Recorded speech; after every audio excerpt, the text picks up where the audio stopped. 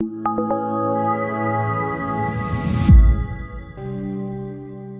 of God, which means every week I got to come up with a topic. And there are some topics that sort of wait in the wing. You have them in the back of your mind for a very, very, very long time until opportunity comes and you say, you know what, let's do it this year.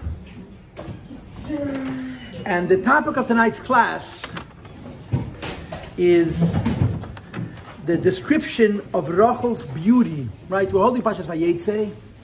I'm going to be honest, I did not learn chitas today yet. I'm sorry. Forgive me, God. I hope to do it tonight. And of course, the parsha begins with Yaakov Avinu leaving home. And the Chazal say that on the way, Eliphaz was Esav's son, who was sent after Yaakov Avinu to kill him. Eliphaz had a gentleness, had a sensitivity, had a kindness, because he grew up in Yitzchak Avinu's house. So Eliphaz says to Yaakov Avinu, my father told me I should kill you. I don't want to lie to my father. I don't want to kill you either. So Yaakov says, simple solution. It says in Torah that a poor person is like a dead person. Take my wealth, and you can tell your father that you murdered me. So Eliphaz was a win-win. He took all of Yaakov Avinu's wealth, which of course he didn't mind doing, and he let Yaakov Avinu go to Haran penniless. Parenthetically, if we're talking about Eliphaz, I want to just add that first of all, you'll see in Vayishlach, next week's parsha, Eliphaz is the grandfather of Amalek. In other words, Eliphaz's children are not all big tzaddikim. Some of them are rather big rishoyim. Eliphaz also, there's a whole big mess with mamzeres associated with Eliphaz. But what's strange about it is, it says in Chazal, it says in Sfarim, that there's a sefer in Tanakh called Job, that the Gemara says, it's the oldest sefer in the whole Tanakh. Moshe Rabbeinu, Kosav Sifrei v'Sefer Iyov, Moshe Rabbeinu wrote the book of Job. In other words, Iyov is in Ksuvim, and Ksuvim is lower than Nevi'im, and Nevi'im is lower than Torah. And Moshe Rabbeinu, who wrote the Torah, also wrote Sefer Iyov. And the book of Iyov, for those who are not familiar, it's the classic question of why do bad things happen to good people. That's what the Sefer Iyov is about. And the story is about this man, who's a really, really righteous man, a wonderful, wonderful man, that the Satan is picking on him. The Satan is picking on this guy, and the Eibishter tests him, but the Satan tests him with the Eibishter's permission, first with his wealth and with his family, then later with his own health. And Iyov becomes a miserable man. He has every suffering in the world. He loses all of his wealth, he loses his whole family, he becomes infested with all kinds of illnesses and diseases, and he's visited by several men. And one of them is a man named Eliphaz.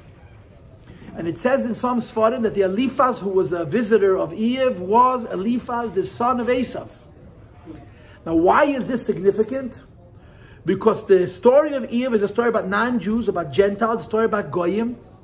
So there's 5 personalities in the Sefer Iyov. There's Iyov himself, then 3 men come to see him. At the very end of the Sefer, a 4th man comes. I don't remember their names offhand. One of them is Eliphaz. And there's a presumption that they were all Nevi'im. They were prophets. Non-Jews, they were prophets. And according to some opinions, the Eliphaz HaTeimani in the Sefer Iyov, this is Eliphaz ben Esav, who took away all of Yaakov Avinu's wealth and reported back to his father that he had murdered Yaakov Avinu. So Yaakov comes to Lavan's house penniless. And we learned in the chitas of yesterday, he hugs him and he kisses him. He hugs him to see if there's money in his pocket. He kisses him to see if there's money in his mouth. He wants to see if he has gold teeth. And Yaakov Avinu is broke. So Lavan is thinking to himself, what am I going to do with this guy? I have nothing to gain from him. On the other hand, he's his relative. So he puts him to work. He becomes a shepherd. And of course, the end of the story is that he marries Leah and Rochel. And then, of course, a little bit later on, he marries Bilhah and Zilpah. So the drama, there's a lot of drama to the story. The story is very poignant. But the drama of the story is that there was a rumor, there was, so to speak, a presumption amongst people that said that Rivka has 2 sons and Lavan has 2 daughters. That the older girl will marry the older son and the younger girls will marry the younger son, which meant Leah was under the impression, based on gossip, on the talk in the street, that she would marry Esav, which she was not excited about doing. Esav already had 3 wives, not that he was a tzaddik in any way, shape, or form. Leah had no interest in being married to Esav. She was a tzidkonis. So the pasuk says, "Ve'eini Leah rachis." Leah was sickly. Her eyes, her countenance showed weakness. She cried a lot. Rachel's gorgeous, very, very pretty, because she anticipates marrying Yaakov Avinu. And we all know what happens. Lavan plays game upon game upon game, and Yaakov Avinu ends up marrying both Leah and Rachel, and then later on he marries Bilhah and Zilpah. Right? The little twist here is Bilhah is older than Zilpah, and Lavan gives Bilhah to Rachel and Zilpah to Leah. The older maid to the younger daughter, and the younger maid to the older daughter. This is part of the way he's trying to trick Yaakov Avinu into marrying Leah, and then the way it all plays out is Rachel has no children, so she gives Bilhah to Yaakov Avinu, and they have 2 sons, and then Leah gives Zilpah to Yaakov Avinu, and Zilpah is so young that when she becomes pregnant, nobody even knows she's pregnant, just suddenly has a baby because she was so young. She was before the age where she was ovulating. Whatever age she was, but just Nechumish, it doesn't say Vatelet. Nobody knew she was pregnant. So this is the story of our Pash, right? The story of the 12 sons of Yaakov Avinu. Of course, you know the Chassidus, that the Avram has 2 sons, one is a Rasha. Yitzchak has 2 sons, one is a Rasha. Yaakov has 12 sons, all born outside of Eretz Yisrael. And Dafke, his children, Amitasei Shleima, his bed is perfect, all of his children are tzaddikim, and so on. Now the topic that I want to talk to, that I've sort of waited for an opportunity to talk about, is the meaning of these words. Toar.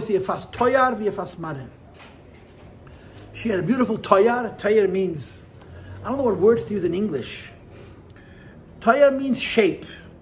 And Mareh means, I guess, glow. That's the best way to translate the words. And this is our topic. We're going to be talking about the Rochel, that was very, very pretty. So the beginning of the class is a medrash. And I was very surprised, actually, when I started doing the research. I found much less material than I thought. There's 2 little medrashim on this. The medrash says, what is the meaning of Rochel hoysei yefas teira v'yefas mera? What is the significance? What is the meaning of Rochel was so pretty? So the medrash says, it's based on a Gemara, that Shmua teira v'tadashenotzim. Shmua teira is a pasuk in Tilim. Shmua teira v'tadashenotzim means that Shmua teira, when you hear good news, it makes your bones fat, rich. And there's actually a story in the Gemara, in Masechta Gittin, that Aspasianus, Vaspian, he was sent from Rome to destroy the Beis HaMikdash. And Rabbi Yochanan ben Zakkai snuck out of Yerushalayim under the guise of having passed away, so they should be able to bury him. And he came to Aspasianus, and he greeted him as the Caesar, as the Caesar, as the king. And Vaspian told him, Aspasianus told him, when you honor a general as a king, you're a Meiled B'Malchus. And Rabbi Yochanan ben Zakkai said, no, you're the king. And as they were talking, a runner came from Rome to tell him that the Caesar, the Caesar, had died. Who was the longest running Caesar? Rabbi Fenton? Before Vaspian? He didn't have any children. Come on. The Caesar before Vespasian was Octavius? Maybe. How do you say it in Russian from Gemara? One of the Caesars had a very long life, but he had no children. And they appointed, the Senate appointed Vaspian, Aspasianus, to be the successor. So it was true that he was like a Caesar. So Aspasianus left, and he sent Titus. And Titus was the one who actually destroyed the Beis HaMikdash. But the Gemara tells the story, it's a really interesting story, that Aspasianus is putting on his shoes. Rabbi Yochanan ben Zakkai calls him king. And Aspasianus objects. He says, when you call me a king, it's Meiled B'Malchus. And as they're talking, somebody comes and informs Aspasianus he's becoming a king. So the Gemara says that the shoe he had on, he couldn't take off. And the shoe he had off, he couldn't put on. His shoes didn't fit. So Rabbi Yochanan ben Zakkai says, this is what the Torah says, when you hear very, very good news, it literally swells your limbs. And if you want to take the shoe off that you're wearing, and you want to put the shoe on that you can't put on, bring someone that you hate very much, a person to you is ugly and hateful, and you'll calm down from this great delight of being informed that you're king, and the shoes will fit. So they brought something very ugly, and the shoe that was on came off, and the shoe that was off went on. So there's a pasuk, Shmua Toiva Tadashenotzim. Good news actually fattens a person. Now we know this story from the Hayom Yom. That in the Hayom Yom you have that it says in Hayom Yom that the Nachum Shenabele was Shomim Begufei Me'amidas Amen Yehesh Me'Rabba. The Nachum Shenabele was a Talmud of the Bagid. He had been by the Baal Shem Tov also. He was a tzaddik gomer, he was a perfect tzaddik, he was a very close friend of the Alter Rebbe's. The Nachum Shenabele was very fat. From Amen Yehesh Me'Rabba. Basically, everybody knows a lot of people are fat from Beit Minim Mazenis and from Sha'akali and Bedvari. He was fat from Amen Yehesh Me'Rabba. Because he got such oine, he got such pleasure from saying Amen Yehesh Me'Rabba that he was Shomim Begufei, physically hefty from saying Amen Yehesh Me'Rabba. So Rachel's beauty, it says in the Medrash, was from the rumor. The same rumor that made Leah feel so inadequate, that she looked ugly because she was always crying, is part of the reason Rachel was so attractive, was because the awareness, the rumor, the gossip, that that the younger girl was going to marry Yaakov Avinu, this is what made her look very, very beautiful. Now, what is the meaning of the word Yifas Teyar, and what is the meaning of Yifas Mareh? So almost all the Rishonim, you have all the Rishonim say basically the same thing. You have Rashi, you have Rashbam, you have Sipornu, you have Even Ezra. Everybody pretty much says the same thing. Yifas Teyar means that the physical shape of her body was very proportionate. In other words, she didn't have a long nose, she wasn't too short, she wasn't too tall. Her Evarim, the Chitoch Evarim, that means that the organs, the limbs of her body were very, very beautiful, very proportionate, very exact. So she had when someone's body, all the parts of the body are exactly the right size they're supposed to be relative to the other parts, that's called it's a beautiful toy, a beautiful counter, a beautiful figure, to use lack of word. Yifas Mareh means that her face radiated. She had a shine on her face. So Yifas Mareh means something much more. Yifei Mareh means much more than Yifei Teyar. Yifei Teyar means you have a physical beauty. Yifei Mareh means you have a spiritual beauty, or a charm, or a grace, or something about your countenance that's radiant, that's beautiful. And there's a very big difference between Yifei Teyar and Yifei Mareh. But they go together. They really go together. If a person who's physically ugly doesn't usually have a radiant countenance. A person who's physically beautiful, so then it's a possibility that they will also have a transcendent beauty, a beauty that has to do with the radiance on their face. Yifei Mareh. One, so to speak, brings to the other. Ubahagdama, let me give you the exception to the rule. The exception to the rule was Esther, according to some opinions. In the Gemara it says that Esther Yerakrakas Hoisa. Esther was yellow, she was green, she was pale, she wasn't pretty. Chut shel chein mashchala. The Eibush to put on Esther a chein that overrode the fact that she was physically not so pretty. By Rochel it says, no, she was Yifas Teyar and she was Yifas Mareh. She had both. So let's talk about this a little bit. Okay? And I'm going to start from a place where I love to start, because this is a topic that I love to talk about. And if you've been here, if this is your second here you've certainly heard me say this already in the past, okay?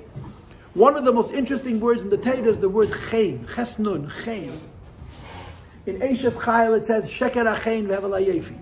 And the translation of the word chein, in the English translation, sheker achein, vanity is false. I have no idea how chein became vanity, but that's how it's translated in English. Sheker achein ve'evel hayefi. Sheker means vanity is false, and beauty is hevel, is without substance. Isha yiras Hashem hitashala. But in Chumash, you have more than once. Va'ato im no matasi chein. Moshe Rabbeinu says im no matasi chein. Put your hands on, rub your hand on the table. Yaakov says to Ein Sof in next week's parshas, Vayishlach im no matasi chein. So you have a variety of instances in the Torah where there seems to be an allusion to the fact that chein is a good thing. So there's actually a maimer from the Rebbe Rashab. Va'ato yigl teichat. I think maimer parshas Kisisa Reisha in Ches, where the Rebbe Rashab asks this question: is chein a good thing or is chein a bad thing? And he says a moedendike answer.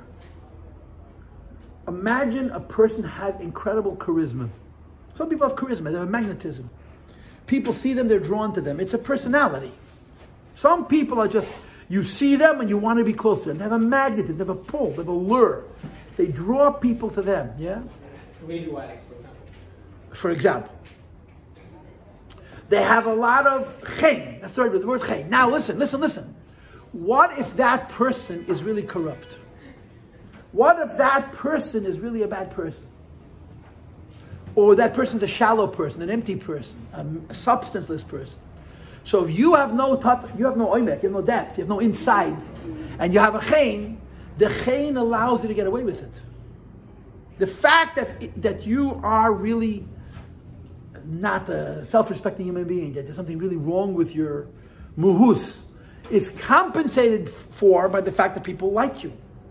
So the chen helps you remain in a bad state. If you didn't have that chen, if you didn't have this likability factor, you would have to deal with your midas reis to be a member of the civilization. But because you have this chen, you get away with it. And that's what it says in Eishes Chaz, Sheker HaChen. If a person is ugly and all they have is an outer beauty, that outer beauty allows them to remain uglier. But if a person is beautiful on the inside, if a person is a real human being, they have good character and they're intelligent and they're wise and they're righteous, and they have a chen, the chen makes them better. Which is why by a superficial person, by an empty person, it says in Eishes Chaz, Sheker HaChen, and when Moshe Rabbeinu was negotiating with the Eibishter, Moshe Rabbeinu was negotiating with the Eibishter, he says, I hope I find grace. I hope I find favor. Because Moshe Rabbeinu was a real human being. A Yid, a servant of Hashem. So his chen added beauty to him. And that's how you would understand Yefei Toar and Yefei Mareh in more mystical terms. Yefei Toar means physically beautiful. Yefei Mareh means a glow, a shenkite, a radiance.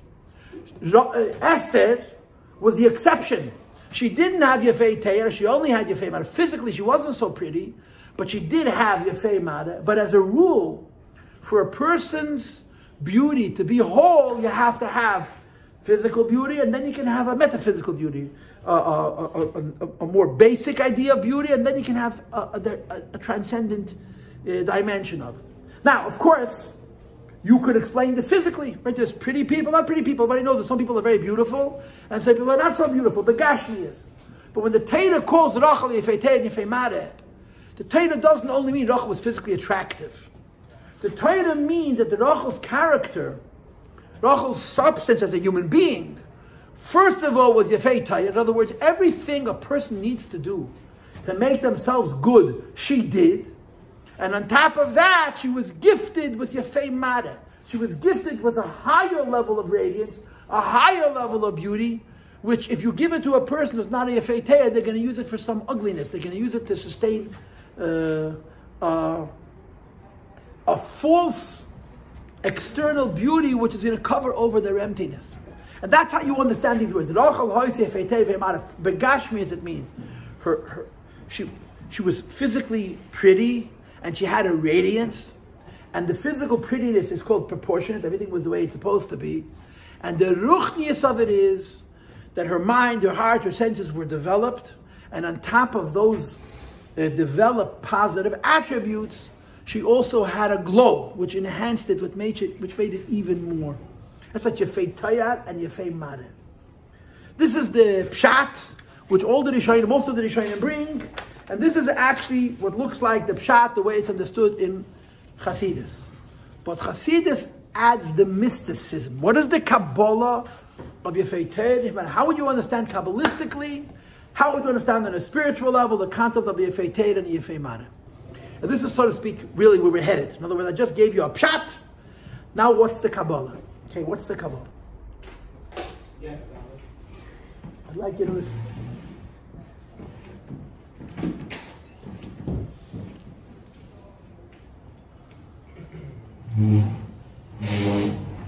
Kabbalah speaks about infinity. Kabbalah speaks about Ein Sof. For obvious reasons, right? Elokus, godliness, is called Oyer Ein Sof. A light which has no limit. It's Ein Sof, it's infinite. However you understand the word infinity, it's a very, very complicated issue. But basically, Kabbalah speaks about infinity. When Kabbalah speaks about infinity, there's two models to infinity. And I just want to sound very clear. We're not talking about God, we're talking about godliness. We're not talking about Elokah, we're talking about Elokus. We're not talking about God, we're talking about Getlach. Godliness. Godliness is not the Eibishter anymore, it's not the world yet, it's not creation. In between Bari and Nivid is Maitel Lanez, okay? when you study Kabbalah and you learn about godliness, I guess I'll put it to you in my classic way, right? If you had to say Kabbalah in one word, what would you say? Lukus. Ein Sof. Godliness in one, Kabbalah in one word is godliness. Godliness is not God anymore, it's not creation yet, okay? If you had to say Kabbalah in two words, what would you say? The two words that would represent Kabbalah comprehensively would be the word Ma'oid, Mem Aleph Daled, and the word Adam, Aleph Daled Mem. It's the same letters, it's just the spelling is different. The word Ma'oid means infinity, that's one, plain, and infinite. Adam means man. What's man? What's a human being? What's a person? What's the separation between a person and an animal? What's the separation between a person and a malach? A human being has two basic characteristics that sort of denote him. The first is a medrash, and the second is a Rambam. The medrash says that the translation of the word Adam, Aleph Daled Mem, man is min ha'yoynu min ha'tachtenim. The best of man is higher than the highest angels. The worst of man is worse than the most cruel animal. Adam, the word Adam denotes min ha'yoynu u'min ha'tachtenim, for the highest levels and the lowest levels. The Rambam adds another quality that's unique to Adam, that he says, Baal kol ha'palim kulam. Every animal, and by the same token, every angel, has a limited number of emotions. Meaning, animals that nature is chesed cannot do gevura, it's against their nature. Animals whose nature is gevura cannot do chesed, it's against their nature. Hashem does not give animals a full panorama, a full cross-section of emotions from the extreme of kindness to the extreme of cruelty.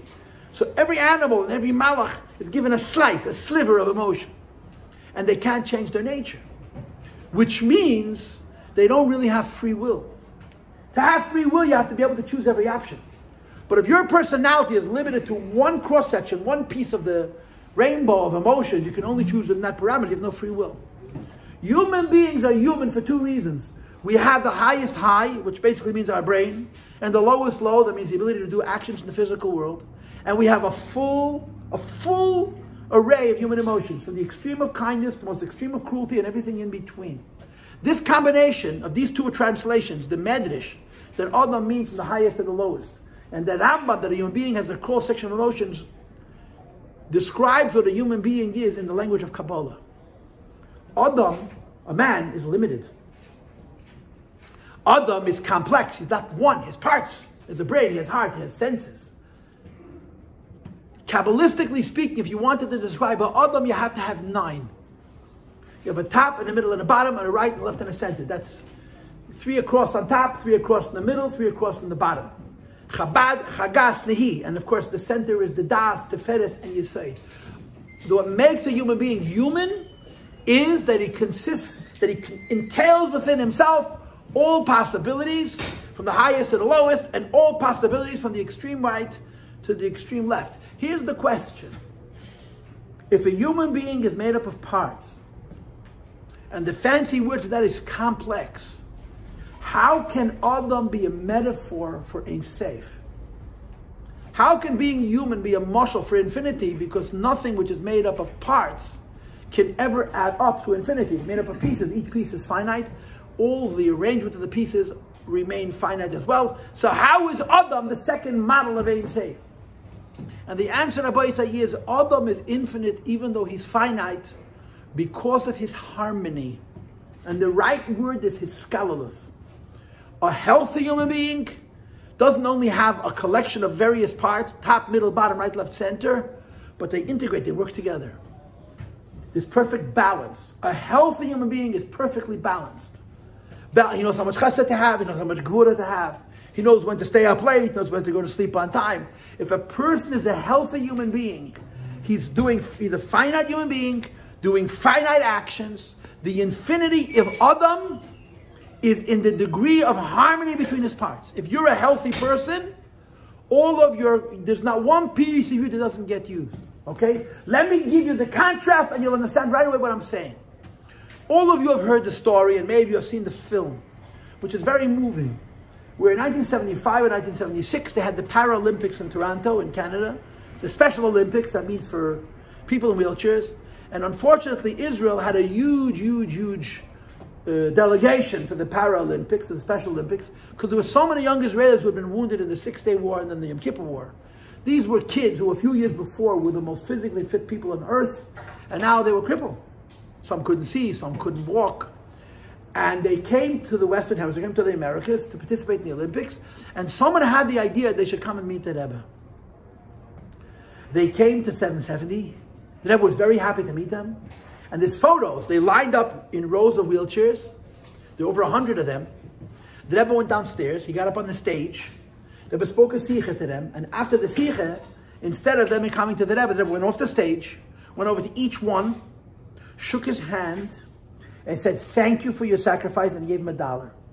It was very, very moving. They went away from this visit with the Rebbe so moved. What did the Rebbe tell them? The Rebbe told them something very profound. The Rebbe said, what happens to people who can't see? What happens to people who can't see? They develop stronger hearing. What happens to people who can't walk? They develop other mechanisms for mobility. The Eibishter made people to be able to compensate. If I'm missing one thing, I make it up with something else. So the Rebbe said, instead of calling them nechei, the wounded, they should be called mitzuyane, outstanding. When a person cannot be a complete person, because the Eibush took away one property of his, or two properties of his, or three properties of his, he compensates by making the other properties, which he still has, making them outstanding. That, chevre, is the mashal of the Baal Tshuva. The Baal Tshuva is not perfect. The Baal Tshuva makes up for the things that he's missing with the things that he has by doing them extra special. But that's not Adam, that's something else, that's Ma'od. Adam means a person who's not sick, who can see, who can hear, who can smell, who can taste, who can touch, all of his senses work, and he doesn't waste any of them. Doesn't waste any of them. Could you imagine if you used every minute of your life, if you used every skill, every talent, every gift God gave you? We waste so much of it. The expression that they say, a person uses 15% of his brain. Could you imagine if we were able to use every piece of ourselves to the best ability that we have? No part of us would be extreme. Everything would be limited. But the totality is an infinity. In other words, the mashal for non-Adam is the person who's not completely balanced, so he has to compensate for his deficiencies by being special in certain ways. The mashal of Adam means a human being, he's not extreme in anything, but he uses every single part of his of the arsenal of gifts that Hashem gave him to be a human being. That's an Adam, it's a mensch. So Chassidus makes the argument, Kabbalah makes the argument, if each one of us would use every single thing we were given and not waste anything, what we're doing would be finite, but the exactitude, the perfection, is an expression of Ein Sof.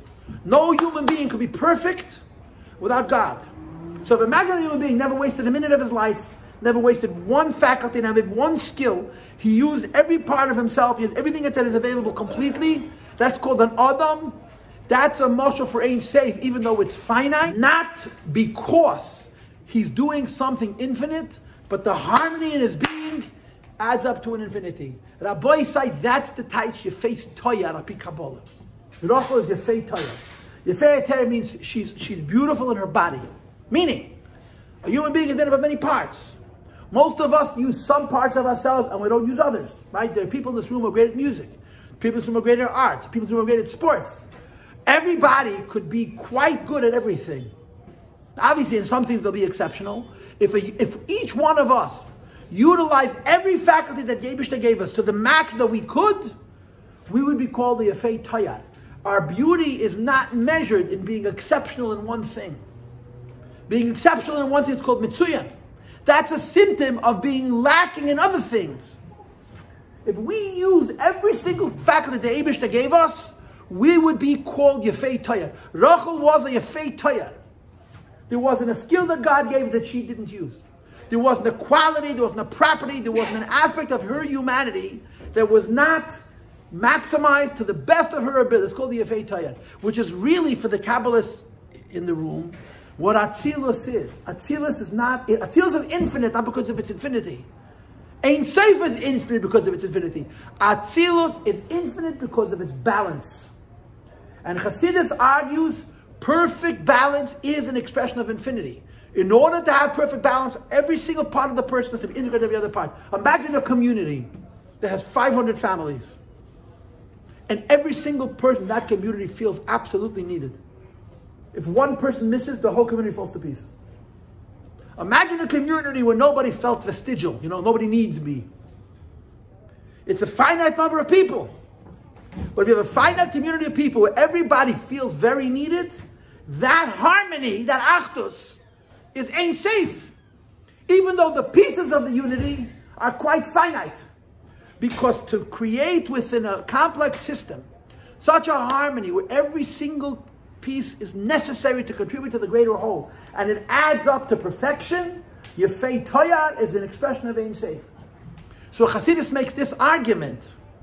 You cannot be Yefei Mareh without Yefei Toar. Notwithstanding Esther. Yefei Toar means your humanity is perfect. Every skill you have, every quality, every property, every gift that Hashem gave a human being, this human being uses fully. What's Yefei Mareh?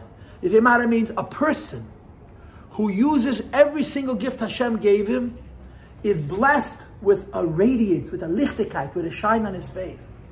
That shine is higher than his Yefei Toar. Yefei Toar means every minute of my life, every skill in my life, every aspect of my being, I use constructively. Yefei Mareh means that because I am so beautiful, I'm so whole and so complete in using all the aspects of myself for Avodas Hashem, there's a light, there's a transcendence. Or to say it in other words, Yefei Mareh would be the Ein Sof, would be the Ma'or on top of the other. If a person is perfectly balanced, if his Yefei Toar is exact, so then on top of the Yefei Toar, there could also be a Yefei Mareh. Now the Maimorim, I'm going to stop in 1 minute, Rabbi. The Maimorim that talk about Yefei Mareh, Yefei Toar, make the following argument. If you look at parshas Vayetzei in Torah, the Alter Rebbe has a maimon. So whatever it says, so the Alter Rebbe explains that a human being was meant to be beautiful. First of all, beautiful Yefei Toar. To be beautiful means you're not allowed to waste anything God gave you. Not your mind, not your heart, not your senses, nothing. Everything has to be utilized. And if you utilize all of your senses, you can become a Yefei Toar, and then your zoicha to be given Milmaila was called Yefei Mareh, a radiance, a lichtigkeit. But unfortunately, most people are not zoicha to that. There are very few people that you know that could say that they don't waste any skill that they have. They don't waste any time, they don't waste any opportunity. It takes a special kind of will and a special kind of health, psychological health, for a person to use every single gift that God gave him to the maximum. So what are you supposed to do if you don't have Yefei Toar and therefore you're not zeichet to Yefei Mareh? So the answer is, then you do the other model. If you cannot achieve infinity by balance, Yefei Toar, and that the graduation, the reward for the balance is Yefei Mareh, is a lichtigkeit, the alternative is what the Balmum does, the Baal Tshuva does. If a person is wounded and not all the pieces of his plumbing work, so the pieces that do work, he uses even better than the Yefei Toar does. His eyes don't work, but his ears work. The Yefei Toar is balanced. He has eyes and ears. So his eyes don't work too hard. His ears, nothing works too hard. The infinity in the Yefei Toar is all about the balance. If a person is not able to have that balance, so then they become what we would call the Baal Tshuva. He's called Mitsuyan. He's not balanced, but the things that he has, that he's able to utilize, he utilizes even more than the Yefei Toar utilizes it. Okay, this is I took 2 words in the parshas, right? Rochel was very pretty, and I shared with you insights from different svarim that make it very beautiful, very meaningful. Okay, thank you for listening. And I'm not minded. Okay, shkaya.